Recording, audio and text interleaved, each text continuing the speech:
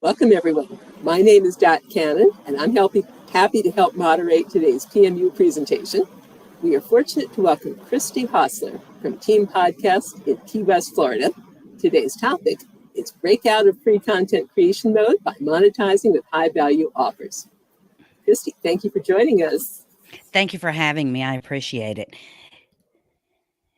Is it okay if I go ahead and share my screen? Sure. Let's jump right on in.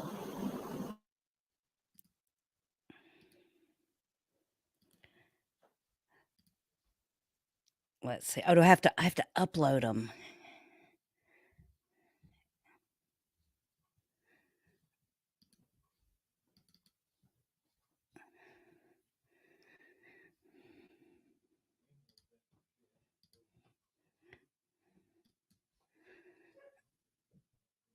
Oh, I'm so sorry. My Chrome is telling me.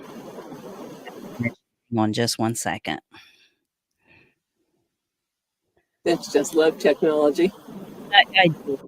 It's my favorite thing.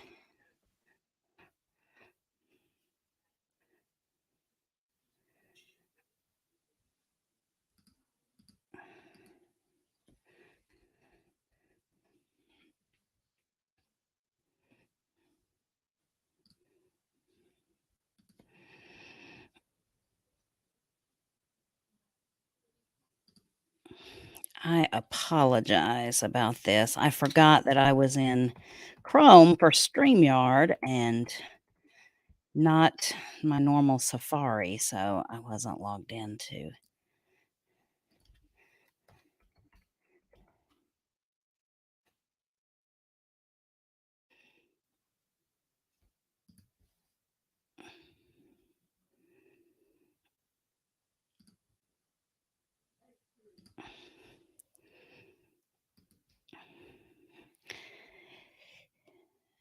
Okay, so can you tell me and confirm to me when you can see my screen? I can see it now. You can see it now. Okay, perfect. I'll just go into present mode. And can you see the slides now? Perfect. So I'm here today to talk to you about how to break out of free content creation mode by monetizing with high ticket offers. And my objective today, my only objective, is to convince you to stop playing small when it comes to monetizing your podcast and start monetizing your podcast with a high ticket offer.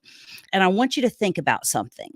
It takes the exact same amount of effort and time on your part to create a low ticket offer, whether it's a course, program, book, whatever, as it does to actually create a high ticket offer that will allow you to serve only your ideal clients at the highest level. So if you've been thinking about creating a course, program, book, whatever for your audience, I want to challenge you to begin thinking about high ticket offers. So my name is Christy Hostler. As Dot said, I began podcasting in 2012, started Team Podcast in 2014, started focusing on monetization in 2018, launched over 100 podcasts. I currently produce over 300 episodes a month. I've monetized dozens of podcasts. And the reason I'm here is because my goal in 2020 is to monetize 100 podcasts. So it's a tall order and I've got to do it. I've got several ways to do it through my podcasts and my companies. And this is the things that I'm working on to help podcasters monetize. But I want to start with a little exercise here. And this is I call this the podcast freedom multiplier exercise. And essentially, I want you to take a piece of paper and just draw a cross on it. It's going to be like quadrants, 4 quadrants. And in the first quadrant, I want you to put in your information in the first quadrant about how much would you like to make from each client that you work with. And I know if you're thinking about creating a course or a podcast or whatever, a course or a book or whatever for your podcast, you might have been thinking low ticket offer. You might have been thinking $7 or $19 or $49. But I know that's not really how much money you want to make from each client that you work with. So let's just assume for the sake of this exercise, we're going to do $3,000. The second thing I want you to put, the second quadrant, is If you only got paid to deliver results for clients, what characteristics would a client need to possess before you took them on? So I want you to think about that. That might not be something you can think about right now, but I want you to think about this, especially after this presentation. The third quadrant: what three simple things would you do to ensure that your client got results quickly?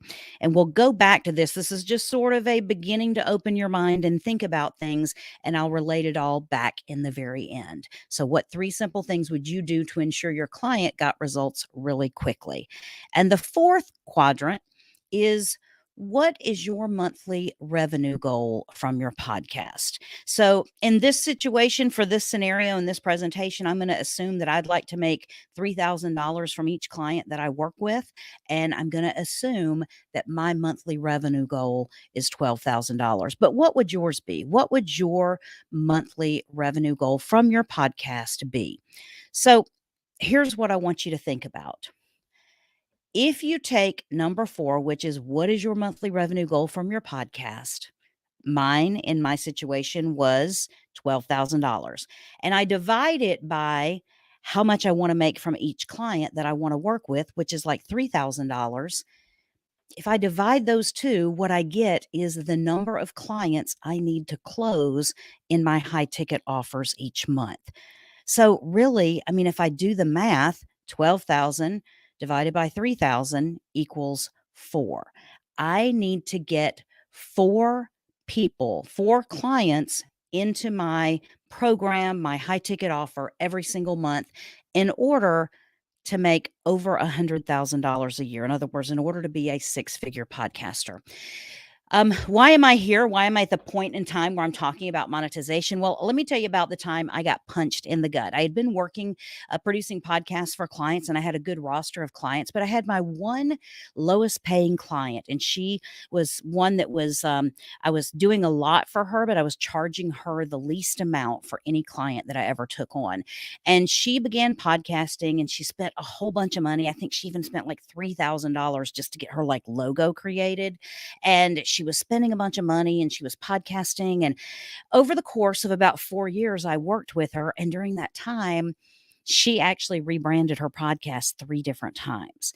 And every single time I would try to get her to narrow down, narrow down, narrow down. And we eventually got from her first podcast barely getting 700 downloads a month to her final podcast that she ended up doing the third time she rebranded. She was getting over 10,000 downloads a month. And it was like she finally hit her stride. She finally got what she'd always wanted and started having people reach out to her and was building a community around her podcast. And I was at a live event, and I happened to see her there. And I'd been, like I said, I've been working with her about 3 years at this time. And she came up to me and she's like, "Oh my gosh, I'm so glad to see you." And we started talking and everything. She goes, "Christy," she said, "you're going to kill me." And I'm like, "Why? Why? You're one of my favorite people. Why would I kill you?" And she said, "I think I'm going to stop the podcast." And I'm like, "What do you mean stop the podcast? You've got 10,000 downloads a month, more than that on most months, and you're getting all these speaking engagements, you're getting all these things." And she said to me, she said, "Christy," she said, "I'm still not making any money from my podcast." And in that moment, the punch in the gut was when I realized that I had made more money off her podcast as her being my lowest paid client than she ever had in the last 4 years. And it felt awful. It felt yucky. It felt like someone just hit me in the gut and said, "You are scum." And I didn't want to do that anymore. So I was like, I have got to figure out this monetization thing for myself, for my clients. We've got to have a way that we can know every single time we launch a podcast that we're going to monetize it. It's not a hope. It's not a dream. It's not a, take a chance and see. It's a sure thing. And so that is why I am here. Now, I'm going to give you a quick overview of the proven framework that I use to help people break out of free content creation mode, because you're probably stuck there. And many times the free content creation mode sucks up so much of your time and energy that you don't have the time left over to actually create the thing that you want to charge for. And that's what we sort of call the tail wagging the dog at that point. And so I want to show you this framework to help you begin thinking about niching and getting high ticket offers for your niche in such a way that you're going to monetize your podcast, not with little bitty money, but with big, big numbers when we talk about monthly revenue. So the first thing we're going to do is we're going to niche down really tight. We're going to identify one big problem that you can solve for your niche. Then we're going to create a high value, high ticket offer for your niche. Then we're going to create a live virtual event that we're going to sell our high ticket offer program into. And then lastly, we're going to use your podcast to drive as much organic traffic to your live event as possible. So that is the 5-step framework, but just knowing that still leaves you with a lot of unspoken or maybe unthought of questions, or even like, what? How do you do this? So let me go into each one of these. So number one is niche down tight. Now, to monetize, you've got to serve a really specific audience and really focus in on solving a very specific problem for them. Of all the podcasts and things that I work with, I'm continually having to go back to one with niching down tight enough, because most podcasts are way too generic and they have way too broad of a focus to actually monetize with a high ticket offer. And that may be surprising to hear, but you've really got to niche down tight so you can sort of claim and be the sort of category king for your sub niche of a larger niche. So by niching down, we can solve the problem of being too broad. And what I want to give you is a few examples here. Don't serve people who want to be an entrepreneur. Instead, serve women who want to leave their corporate job to start their own business. Don't serve people who want to lose weight. Serve dads or moms who want to get healthy after having children and letting themselves go. Don't serve people who want to learn how to meditate. Serve introverts who want to use meditation and holistic practices to help them overcome social anxiety. Like, don't serve people who want to write a book or want to become an author. Serve authors who want to build a self publishing empire so they don't have to depend on the pitiful Amazon commissions to make money. Do you see what the difference in the generic versus the really tight niche serving a very specific avatar? Once you do that, you basically have sort of the keys to the kingdom here. You can then identify one really big problem that you will solve for that avatar. Now, if you did step one and you niche down really, really tight, this step will be easy. And what I want to caution you against is I hear a lot of podcasters say, well, I could serve this type of person, or I could serve that type of person, and I could do this, and I could do, and I could do, and they could. But the problem is they don't. And so none of those people get served because they could actually serve too many people. And what you want to do is find the one, and I'll talk to you in a few minutes about how to make sure you're finding the right niche, the right sub niche of the niche to niche down into. But if you did number one correctly, and now you're on to identifying one big problem you will solve, I want you to begin thinking about this question. What is your new avatar's dream outcome? And this might be a new avatar or a tighter focused avatar. And I'm also going to tell you a secret. I've launched a bunch of podcasts, like 100, and I work with clients all the time, and most of them end up starting too broad.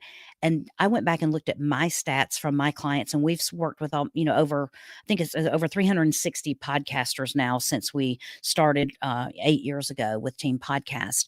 And of the numbers of my people, I've had over 60% of them rebrand their podcast, and some of them have rebranded multiple times. So I didn't even count those people. But rebranding happens a lot because we don't get this tight niche focus at the very beginning.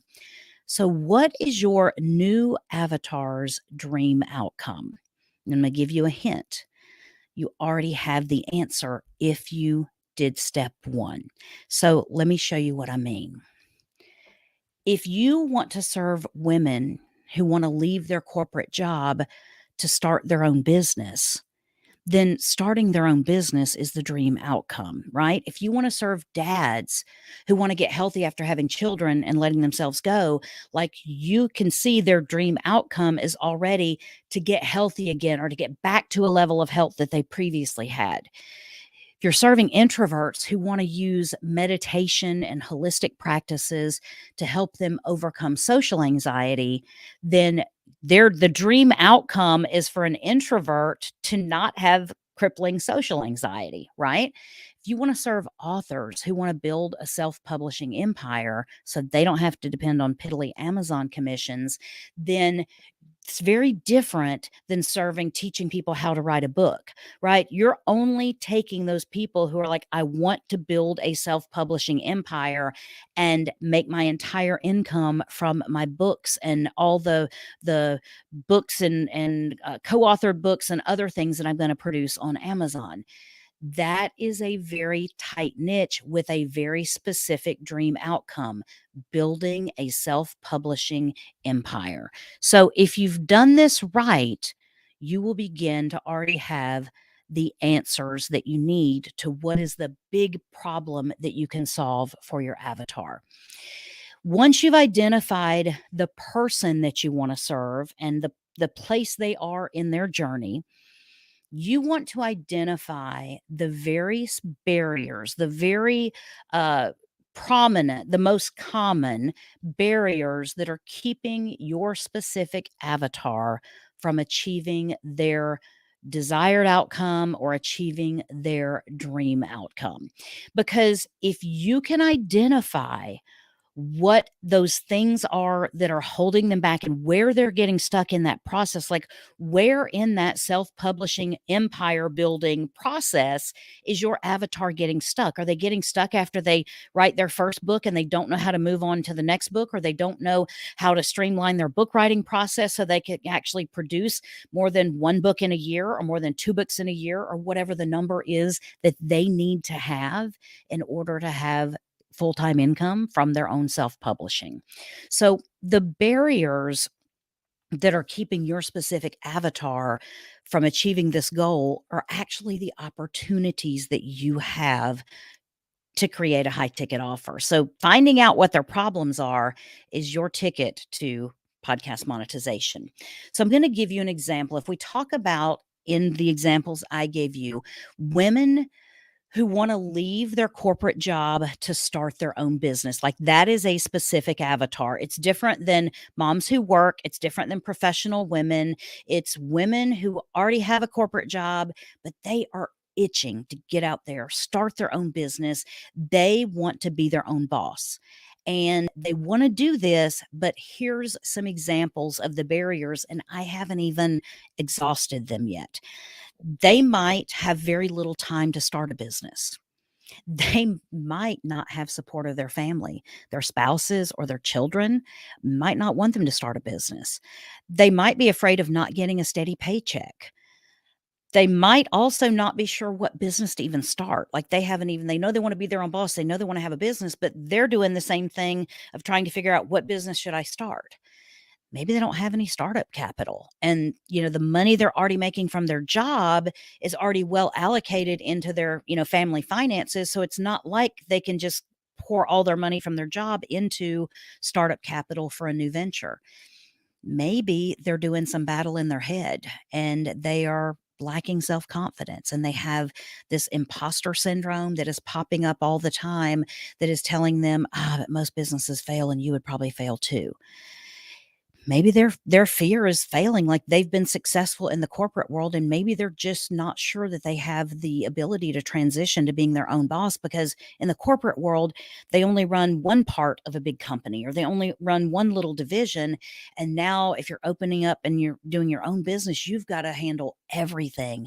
And they might be afraid of failing and all the things that they don't know that they need to succeed. Maybe they're afraid of starting something on their own because one of their barriers that they're going to lose their health benefits or their vacation time that's paid or their 401k match or all those You know what I'm talking about, those golden handcuffs that corporate jobs loves to throw at us so that we can sell our soul to them and not pursue anything else, right? Some people might have a barrier that they feel like they need to do more research before they decide that what they really want to do. So they're still stuck in analysis paralysis. They're still stuck in, I need more information before I'm going to know whether this is the right thing for me. Maybe they haven't identified their avatar yet. Maybe they're afraid of uncertainty. The unknowing of going from a steady paycheck to, I don't know when I'm going to make money, and if someone's going to give me their credit card, I'm going to actually be able to bill anything. And will I, even of what I bill, will I have enough money to pay my expenses and pay myself? Like, that's a lot of uncertainty to introduce into somebody's, life at this point. When they have a great corporate job. Maybe they actually need their job in the corporate world in order to provide the cash flow and the financing for this new business venture. Maybe they have existing debt or a high cost lifestyle that is actually keeping them stuck in their job because they need that high income in order to pay for everything that they already have in their life. Maybe they're afraid of competition. Like, that's a huge barrier whenever a woman wants to start a business and leave corporate job. To do that, when they look around at the competition and who's already out there, and they're like, I'm just one person, one woman wanting to start a job, and there's already like a big corporation just came in and did something in my space, and now I've got to compete with them. It's like David versus Goliath, and that's a barrier. Maybe they're also afraid of the global economic forecast. They're concerned about it's inflation, recession, crashing housing market, whatever you name it. They're concerned about all of that, and they think it's just not the right time to actually make a move and leave my good, steady corporate job. So, right, these are all barriers, and you can take all of these barriers for your avatar as well and just begin listing them. Like, what if I were this person? And many of you are your own avatar for something like this, but what are the barriers that you're facing, right? And these are just a few of them. I could probably sit here and name out 3 more screens full of all of these barriers and not even really have scratched the surface. So knowing their barriers begins to present you with the opportunity to create a high ticket offer that will solve the problem and help them get to their dream outcome. So now what I want you to do is think about narrowing your focus, because you have all these barriers now that you've written out. You might have 50, you might have 100, you might have 200 barriers written out. And what I want you to think about is these 5 questions, and which problem that they have could you create a solution for? So, for example, if you had somebody that was stuck in research mode, like they weren't really sure what a good market would be or what a good niche would be to start a business in, is that something that you could create a solution for? Like, could you look at market trends and could you look at things that are existing in a certain niche and say, here's an opportunity? Like, this is a part of the market for this specific niche that isn't being served. Or could you find multiple niches that are sort of underserved right now? That could be a problem that you could create a solution for. You also have to think about which problems would lady who wants to leave her corporate job to start a business, which problems would she actually want to pay to have solved? Right? And so paying to have the problem solved is another, I mean, honestly, it's another barrier, right? Because it's a barrier that many people, like if you're trying to serve a niche where people will not, the problem that you're trying to solve is not worth them paying for, then you're going to have a really hard time, right? So you've got to make sure that it's a problem that they would actually spend money to have solved. Number 3, solving which of those barriers would move them towards their desired outcome the quickest. And I think, whenever you start looking at your niche, and especially if you have a background and you are the avatar for that niche, what will happen is you will know immediately. Like, for example, having very little time for a lot of women who work a corporate job and have a demanding schedule with their children and all that, like time might be the biggest thing. And so if you could solve the time problem, then it would move them so much further toward their desired outcome of starting their business and leaving their corporate job that they could not even really begin thinking about doing this without getting some help in that area. So think about which of the barriers being eliminated would move them the quickest. It's sort of that big domino that you topple over the first one, and then you begin taking out one by one by one after that. But you got the big one out of the way. So now you're free to deal with the rest of them. Number 4, solving which one of these barriers would have the highest perceived value of your avatar. And I want you to, go through your list and mark it up. Like if it has a high perceived value by your avatar if you could eliminate that barrier, it would be extremely valuable to them. Then I want you to like put a little upward arrow, like it's high value. If it's low value, put a downward arrow beside it, right? If it's not a solution they would pay to have solved, then go ahead and or a barrier that they would pay to have solved for them, then cross that off the list. Like it's not even something you want to give much consideration to. Now, the last one of these questions for you figuring out where you can fit in to create a high ticket offer for your avatar is about you and not so much your avatar. Because the last thing I want is for you to create a business that you hate or for you to grow a part of your business that you don't really want to grow. And I'll give you an example. I have a lot of clients that are like therapists or doctors. They're very much in private practice, and a lot of their work is one-on-one client facing time or patient facing time. And if you are wanting to move away from client focused work or, not being tied to being in a brick and mortar or taking, appointment after appointment after appointment all day long to see patients, because you would actually want to grow like the online part of your business where it's more one to many, then by all means do not create a high ticket offer around one-on-one patient facing, client facing work so that you're tied up in that one-on-one process. Don't do that. Don't create that just to get monetized, because you will quickly burn out and you will be extremely frustrated by the monster that you have created. So, just a word to the wise. But is there one barrier or one thing that if you could just work with this specific avatar to solve, that like it would be your dream, it would light you up? Like for me, it's helping podcasters monetize. Like, and my punch in the gut when that woman that was a client and a trusted, business relationship for years basically punched me in the gut and said, "You've made more money on this podcast than I have." She didn't say that, but I knew what the my part in it was, right? Whenever she said that to me, like I knew immediately that that was a feeling I never wanted to have again. I never wanted to make more money from someone's podcast than they did. Like my production should never cost more than they're making, right? And the only way for me to fix that is by helping as many podcasters as I can monetize. So then we go from essentially production being a cost to production is actually what helps create the cash flow, and it becomes like a profit center. So what would light you up? Like that is one thing that lights me up. Don't get me wrong. I mean, it's fine talking about, microphones and techie gear and even launching a podcast. But you know what? When I can take somebody that's to the point in their podcast, and this is where I find my people tend to have to be. They've podcasted for a while and they know the pitfalls and they know the struggle and they know the overwhelm of trying to create the content for the podcast and monetize and do all these things.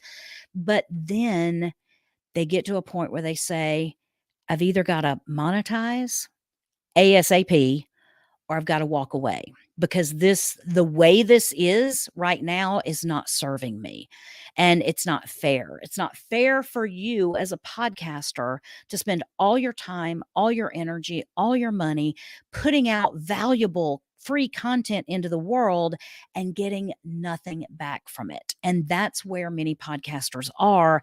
And fixing that problem for them is way more rewarding for me than taking someone who doesn't have a podcast and giving them a podcast and getting it started for them. And now they can say, oh, I'm a podcaster, right? It's not nearly as life changing to be able to do that than to say, you know what, we've taken your podcast that was sucking the life out of you and your family and your relationships and your bank account, and we've now turned it into essentially lifestyle freedom and financial freedom because you did a few specific things with your podcast and you sort of turned the whole thing upside down by creating high ticket offers for your podcast audience.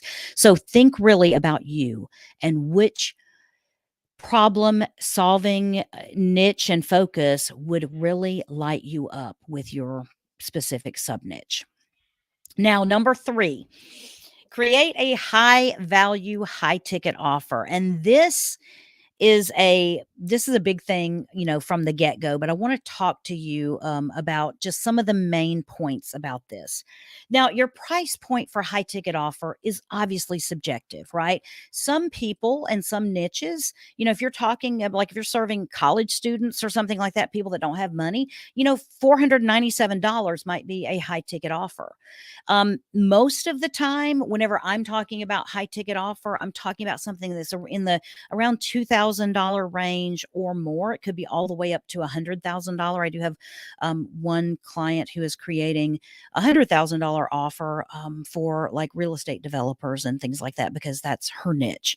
So your price point it can be a big range, but you're essentially talking about something that is high value and high ticket. So high value as far as the client's perceived value, like they're like, this is really going to move the needle for me. And this is going to be worth paying for because the return I'm going to get on it is so much more valuable than the money I'm paying out for it.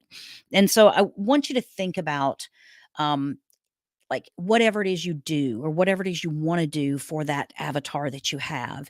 And if I came to you today and I said, all right, podcaster, I have got the thing for you. I have got 4 clients right now that want to hire you, and they're willing to pay you $25,000 to get whatever the outcome is that you're wanting to provide them. What would you do to make that $25,000 get a 3 or 4x return for them? And you might be thinking, well, gosh, if I had $25,000, each client paying $25,000, I could build out a team and I could fly my team out to their location and we could do this for them. We could do that for them, be premium. It would be white glove. Like it would be them barely having to lift a finger to do anything because my whole team could handle it for them. That's where I want you to begin thinking whenever we talk about high value offers. So the offer that you are making should be perceived high value to the client, but as low a cost to deliver for you as possible. And the good news is, like delivery of high perceived value and high touch things used to be like you having to show up face to face in front of somebody and fly to their location and that sort of thing. Now, COVID and the Zoom revolution has put where, everyone does things online now. Virtual stuff is perfectly as high value and high perceived value as in person now. And so high value can still be lower cost to deliver for you because of that. So that's the right mix of high value and low cost to deliver or medium cost to deliver is going to really help you have high profit margins on your high ticket offer so that you can then focus on the fulfillment and the delivery of all the things that you're promising to do and all the results you want to get in your high ticket offer. So you should solve one or more of their biggest barriers to their desired outcome. If that imposter syndrome and the lack of self-confidence, like I mentioned in the barriers list for the lady that wants to leave the corporate job, if that is the big, like that is a big thing, and that is like several of those barriers relay into mindset, then you should maybe, why don't you build into part of your high ticket offer that you're going to get they're going to get a mindset coach. You don't have to be the mindset coach, but you build it into your offer enough so that you could go out and find a really good mindset coach and say, hey, I need to meet with my clients once a month or twice a month or whatever to deal with their imposter syndrome and self-confidence and mindset issues, right? Just build it into your program. High perceived value, right? But fairly low or medium cost for you to deliver.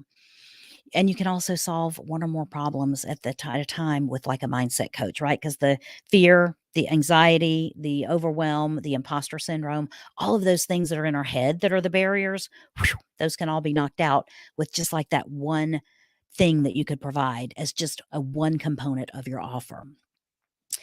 A high ticket offer is going to give you enough margin that you can support or hire for the fulfillment of the offer.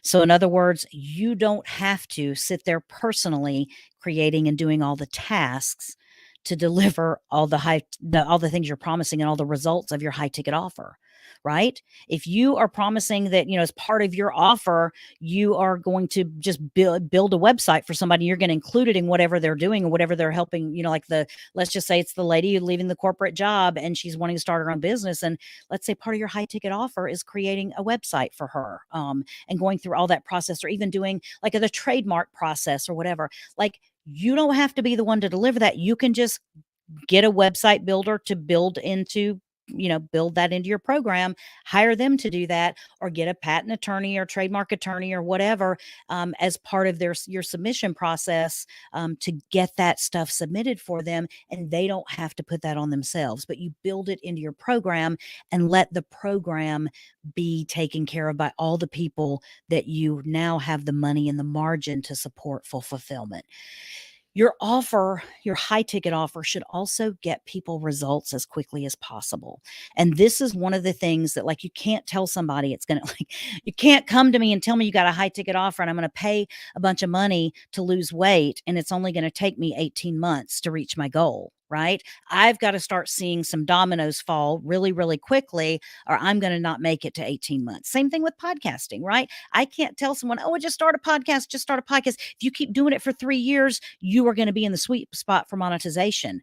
Bump that. Nobody's going to do that for 3 years just for the hopes of monetizing. We've got to engineer the podcast when we set it up to be monetized right away. And that's what this is all about. So your offer should get results as quickly as possible. And the more you do in your offer for someone, the higher your perceived value is. So, in other words, like I just mentioned, building a website, like I just mentioned, submitting all your stuff for a trademark, or all your stuff for to file a patent with the patent office. All of those things could be built into a high ticket program that are just barriers and hurdles for your client, and they don't want to have to deal with them. They're going to get stuck there. So build them into your program to get them past that, and build it in as a high ticket, as part of your high ticket offer, because you don't want them to struggle with these things, because you're about getting them the result. Now, let me just give you a little hint here. The only thing that trumps free in a marketing world is fast. So people will pay for speed to get to the desired outcome. You don't think that's true? Let me give you a couple of examples. People want to go on a trip. They're going to take a road trip and it's going to cost them $500, but it's going to take them 14 hours. Or would they rather pay $800 and it take them essentially an hour and a half flight to get there? Many people value their time over the money, and they will take the $800 because it gets them there faster. Same thing with weight loss. Like, if people can pay, $8,000 or $10,000 or whatever the amount they need to pay to have surgery, and can have essentially results the minute they come out of recovery and the process of losing weight begins. And in 30 days from now, they're going to be 40 or 50 pounds lighter. Like that's something they're paying for rather than a $29 gym membership for the next 32 years in order to lose that 40 or 50 pounds, right? So this happens all the time. Fast always trumps free. Now, number 4, here's where the fun begins. You're never going to have a podcast opportunity to pitch a high ticket offer to your audience. It's not the right place. It's like the podcast listener is like your top of your funnel. So they're people that need to know, like, and trust you more. And the more content you put out, the more they'll know, like, and trust you. But you're never going to be able to probably convert a high ticket offer straight from your podcast to a high ticket offer. So what we do is we create this bridge event, and we create a live virtual event to sell your high ticket offer. So let me explain how this works, and maybe you can understand it a little better, and I'll be glad to answer your questions whenever we get to the end. A virtual event can be a challenge. It can be a workshop. It can be a masterclass. It could be a webinar. It could be a lot of things, but it's essentially where you show up and you teach someone something, and they get a result. Like they get one little win for the duration of whatever your program is, a virtual event, whether it's a challenge, workshop. Challenges can be 3 days, 5 days. I've seen 14 days, 30 days. They can be a lot of time. A workshop could be 3 hours. It could be 2 hours. It could be 5 hours. It all depends. And what you want to do in this virtual event is teach them something that will give them one big win towards their desired outcome. So essentially, you reverse engineer the event from your offer. So think about, what domino would you need to knock down for your ideal customer in order for them to be ready to take your offer? Then teach that thing, that one thing, that domino you need to knock down in order for them to be ready to go. That's what you want to teach in your virtual live event. And I've seen these be done for all kinds of things. So, and we do them for, I mean, I've got a bunch of people in a program right now where we're doing this, and it ranges from, helping physicians go from clinical to executive roles in healthcare to a parent coach helping parents reset the tech, and the screens and the devices and all those things with their kids so that they can have a more peaceful life. So, I mean, it can run the gamut. But essentially, look at your offer and think, what is the thing that they would need to do before they were ready to take me up on the high ticket offer? Get them in for that and teach them that one thing, give them the win, and then you have the opportunity to present. If the people that are in your event are happy with the results you've gotten them, then it's the time for you to call out those people to say, if you're wanting to go further and you're wanting to actually achieve this desired outcome, I've built a program for that. And this is for those people who really want to make it happen and really want to take action.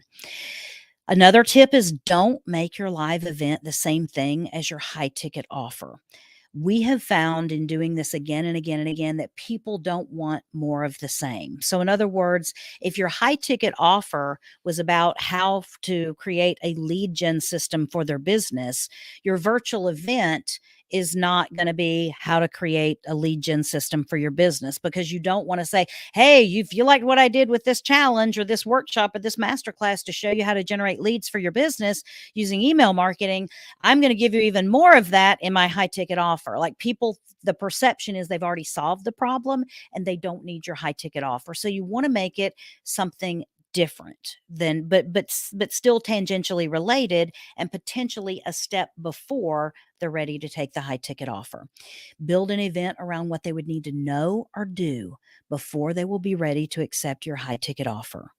For me, many times it's one of my challenges is showing people how to create an offer, and they don't know what to do. They don't know how to create an offer for their podcast. Now I can show them how to create an offer. Then they're ready to work with me to help actually monetize their podcast.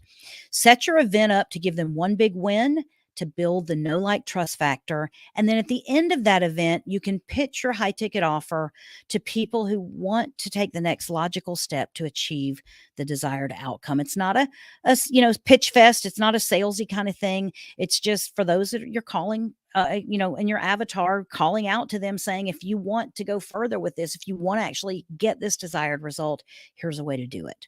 Number 5, use your podcast to drive traffic to your event. You want to make all your podcast content around the topic for your live event, solving the problems that your live event is going to solve, dealing with the different ways or the different techniques for trying to solve that problem, or all the things that relate to that problem. All of your podcast content should be around tangentially the topic of your live event.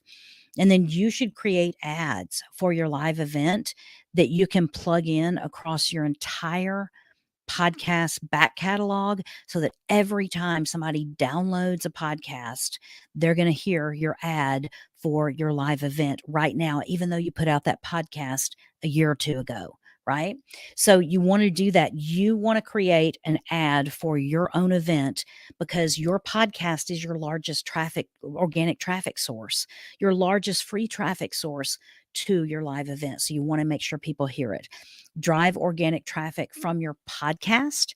You can drive organic traffic from your social media. You can even drive organic traffic from your email list, all directly to your live virtual event. And then you fill the remaining seats for your live event using paid traffic. On the same thing, Google ads, YouTube ads, Facebook ads, Instagram ads, LinkedIn ads. Every niche is different as far as what the vehicle is, or the channel or the platform you should be doing paid traffic on. But when you have a live event, especially if it's a free live event, a free challenge, or a free masterclass, or a free workshop, it's very easy to advertise those kind of things.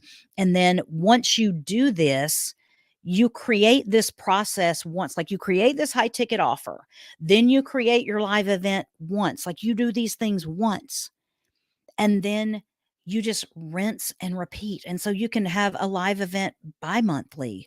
You can have an event monthly. You could have a live event weekly. It just depends on how much you want to do, but you've got the basic system set up to rinse and repeat. Now I want to show you, let's go back to, let me just show you back. I was talking earlier at the beginning about the podcast freedom multiplier exercise. And we said that if we had a monthly revenue goal of generating revenue from your podcast of $12,000, and for most podcasters, like that would be kind of a dream, because they would be like, oh my God, I could quit my, I don't make that much at my day job. So I could quit my day job if I did that. And, look, I would have $12,000, even if I had to spend, 2,000 of that just hiring a team to do my podcast and do all the things I'm doing right now, that would still leave me $10,000. And it would be a really good situation, because you're talking about literally 6 figures a year now from your podcast. And if you look and you divide that by the $3,000 that you want to make with each client you work with, so you're talking about a $3,000 high ticket offer. To make your monthly revenue goal of $12,000, you would need to have and close 4 clients a month. 4 clients a month is very doable, but let me show you how the live event plays into this. So if you need to close 4 people and get 4 new clients a month, what we are finding, and what the statistics have been borne out over people doing this for years and years and years now, is that in your live event, sorry, Siri keeps interrupting me, but your live event, you generally will convert about 20% of the people to your high ticket offer. And so if you need 4 clients, we're just going to take that 4. If you need 4 clients a month, we're going to multiply that times 5, right? Because 20%. And that would mean that each month you would need to have a total of 20 people show up at a live event, a workshop, a masterclass, a challenge. And it doesn't even have to be just one. If you did 2 live events during the month and you had 10 people show up at each one, you can still walk away with your 4 clients that you need in order to earn or hit your earnings goal of $12,000 a month. And if you hit your $12,000 a month, you've just made $144,000 a year from your podcast. So realistically, like, you don't need thousands of people. And you don't want thousands of people. Like, your ideal thing should be to create a high ticket offer that is going to be so specific for that one avatar you're going to work with, to help them accomplish that one dream outcome, and they're going to pay enough for it that you have the ability to fulfill in a beautiful way and get them the result they want, because you're not cheaping out and you're not lowballing. You're not just creating a done for you, or not a done for you, but a done self-paced type course or something that you're going to try to sell for $49. But now, in order to make your goal of $12,000 a month of revenue, how many $50 courses do you need to sell? Right? There's a whole lot there's a whole big difference there. And the cool thing about it is, when you only serve the people that you really want to serve at the highest level, and they pay you for it. Like, if I taught you how to monetize your podcast to make $12,000 a month, and in the first year you made $144,000 a year because you just followed the program, you would be like, Christy, I'll pay you $10,000 to do that, or I'll split revenue with you for a while to do that. You would be willing to do whatever, because it's going to get you your dream outcome. And I want you to see how achievable and how feasible this is. So that is kind of how you want to think about this. I do a podcast profit challenge every single month, and it's free to do. And if you need help kind of with more in depth on this framework, you can go to the URL and go to the QR code, and you can sign up for that, and I'll help you for free get to this, because like I told you in the beginning, I have a goal of 100 podcasts in 2022 to get monetized. And I would love to help anyone do this, because honestly, it can change your life. I went from working a corporate job, driving 2 hours each way, putting over 1,000 miles a week on my car, to a job that did not appreciate me, and living in a place I didn't want to live, to being able to have my own business and be financially free.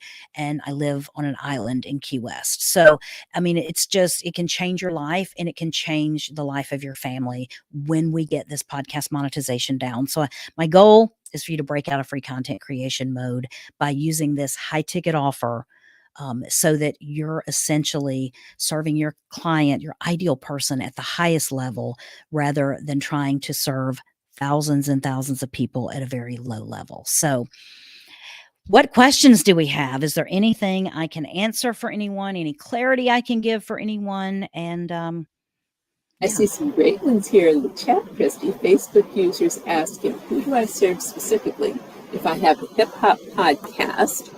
Just one way. Oh, there we go. And we also discussed racism at length. Okay, if you have a hip hop podcast and you also discuss racism at length, I think one of the things, am I still in screen share mode, or should I be? Let's see. I don't know how it doesn't matter. Okay. Anyway, what you need to do is figure out what problem is your podcast going to solve for those people that are listening, the hip hop, I would assume, fans or whatever. Racism obviously would probably play a role in that, but I think you have to figure out who you're serving. Like, what problem are you serving? I mean, is it that the hip hop podcast for people that produce hip hop or people that consume hip hop? You need to narrow that down, and then figure out which one of those has a problem that is, fixable for, and they're willing to pay for. And it might be that it's a hip hop, someone that produces hip hop music, that is looking for more ways to increase diversity, or add more mainstream artists, or whatever, to a hip hop label or something like that, and figuring out where you can plug in and what problem you're going to solve. If you just create generic content, it's going to be really, really hard to monetize your podcast in a big way. So hone down on who it is you're going to serve and make that content specifically for them. Second one, Creative Empowerist, says, can you please re-explain in what way you were referencing avatar in this session? Yeah, this is the person that you are essentially, if you had to answer the question, this is who you serve and how you're going to serve them with your podcast. So for me, I serve podcasters who are stuck in free content creation mode and want to monetize their podcast. I don't serve brand new podcasters that are wanting to start out with a monetized podcast or just getting into podcasting for the money. And that's what I'm wanting you to do, is get who your focus is for your high ticket offer, who is going to be the same avatar for your podcast. And it might be, a lot of times we have to do a little bit of tweaking with those things, because sometimes people have a podcast name or podcast content that's previously been sort of generic. And what we want to do is hone in and let you be the category king for that sub niche of that. So I also have a question from Wendy. What are some examples of high ticket offers when we usually serve clients one-on-one? yeah, so I think it depends on the length of time, like for depending on the results that you get for people. If you have something where within 90 days to 6 months, like 3 to 6 months, you can actually transform someone's life, then what you could do is turn it into a program. Like if you're working one-on-one with clients, you have to look at like how much of the actual work are you already doing for them, or are you just giving them the direction and they go. I'll relate it back to what I do. Many times when I'm trying to get podcasters to monetize, if I say, go build a high ticket offer, go build a sales funnel, go write some great copy for a high converting offer, they glaze over, because they're like, okay, you've just said like things that now I've got to learn like 4 new skill sets. And if I can put something in my program, instead of just working one-on-one with them to coach them and say, this is what you need to do, now go do it. But instead I can put my team behind it, and I can say, we need to create the sales funnel. We need to create this offer. Here's the steps we're going to go through, and we're going to build your funnel for you. So you don't even have to worry about that. So begin to think about how ways you're serving the clients that you're doing to get the result, and what are some things that you could incorporate into a program to do one-on-one with them. And maybe the program goes from your one-on-one coaching fees to now it's a much higher fee, but it incorporates all those things that normally hang them up and keep them from getting success. Because if you don't get success, like if you can't get them the result that they want, then it's going to be harder to sell your program in the end anyway, because you need raving fans, you need good testimonials in order to be able to continue doing that. So. And you said she was Okay. Yeah. Women earning 6 figures on money and budget issues and wanting to pivot to working with married couples. Yeah, I think what you want to do is sort of change your, I don't want to say your value statement, but your proposition and what you're going to help them do. Like for me, like we want to stay away from those words like coaching. And it's not that coaching is a bad thing. Like coaching is something that you do, but like coaching is not a result that somebody's going to be able to identify with. But what you would want to do if you're going to pivot to working with married couples, then what you want to do is think about, what do those married couples want to be able to achieve with their finances? Like, do they want to have their retirement fully funded by the time they're 40? Do they want to have their house completely paid for by the time they're 40? Do they want to be able to both quit their jobs by the time they're 40 or 45? Like figure out who those people are and what the dream outcome it is that they're wanting, and what can you do? What programs can you put in place? What help can you give them? What other, outside of your scope of expertise can you build into your program that would help them pay off their mortgage or become financially independent or retire early or whatever it is that they're wanting to do, or maybe have their children's college fully funded? Like each one of those is a niche that you could go all in on and create high ticket offers for, and only work on that specific thing for that person. So then every couple that wanted to pay off their house early, or wanted to retire by 40, or wanted to have their children's education paid for, or whatever it was, would know, like, you're their person, you're their kid, you're the king for them of that category. Sorry, could you say that again? Well, I've got a question here. Yeah. If we have time for it.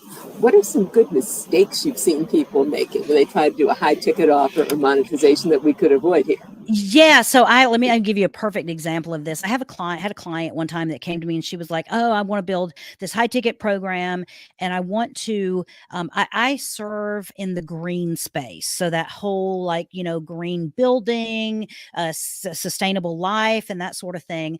And she said, "But what I want to do is I want to make it my full-time income to help realtors who are sort of interested in green homes, but they're not interested enough to go take the green realtor certification course and pay all those thousands of dollars, but maybe they're just sort of tangentially interested in it enough to like know how to better sell those green, features of a home that everyone else would ignore or overlook." And I thought, okay, I said, okay, so how many people out of this niche of realtors is your actual niche? And she said, "Well, I don't know. I mean, maybe like 5% of realtors." And it's like, okay, do they know that, like, did they know that they're this person? Like, are they easily identified as like, look, I'm not ready to go all in on the green thing and go get the certification. I just want to need to know how to sell the heck out of this green stuff that I'm seeing on all these homes that every other realtor's overlooking. And she said, "Well, no, they don't really know that they're just sort of like, kind of generally like they recycle and they want, have clean water and they're, single use plastics kind of people." And immediately it's like you cannot target 5% of an overall market that does not know they have the problem that you're solving in order to earn your full-time living. Do you see? I mean, do you know what I mean? It's like, can you see a better recipe for disaster? So that's a big mistake. And so, seeing the mistakes is sometimes easy to learn, not necessarily the right way to do it, but like know that, okay, that's definitely not the way I want to go on that. So That sounds so much like "If you build it, they will come," which I've it heard is. on your podcast. And then the other It's key not. is never target a demographic or an audience that does not know they have the problem that you're trying to solve, because you'll spend all your money and all your time trying to educate them. And we don't want you to do that. Your marketing dollars need to be for more than just educating people. I'd love to throw one more question in Yeah, go before we ahead. wrap up. Absolutely. We're nice people. We're nice women. We're nice podcasters in general. How do you internally get past, should I really be charging for this versus free? Yeah. Yeah, here's what, and this is, I will say this is a journey, and many of my clients have been on this journey for a long time and they're still not there yet because they feel that somehow as a podcaster you are devaluating your value and your mission if you want to charge for it. But here's what you have to realize realistically. I mean, when Apple came out, I guess it was in 2019, they came out with a statistic saying that like 61% of the podcasts that were in their catalog had not produced a podcast in the last 90 days. So that means we have like only 39% of podcasts were producing content. So 61% had already pod faded. And what you have to realize is if you really actually feel called to serve the audience that you're serving, and if you truly want to change the world, the only way for you to do that, like you have an obligation to monetize, because if you do not monetize, you will not be sustainable. And I've seen it again and again and again where people say, I don't want people to think I'm in it for the money. I don't want people to think I'm this, that, and the other. And it's like, it doesn't, all sales don't have to be icky. You know what I mean? I have a lot of very, like I lean out very far with my energy for sales, because it's like, look, I'm offering this. This is who I work with, and this is how I work with them. If you're that person, like you're already going, me, me, me, me, me. I want to work with you. How do I get in touch with you? And I don't need to try to twist your arm or manipulate you or talk to you in any kind of a skeezy kind of way in order to play a mind game and get you to buy something. I only want to work with the people, like the people that are already swimming towards me. Like those are the ones I want to grab their hand and pull them out of the water and say, let's get you out of free content creation mode.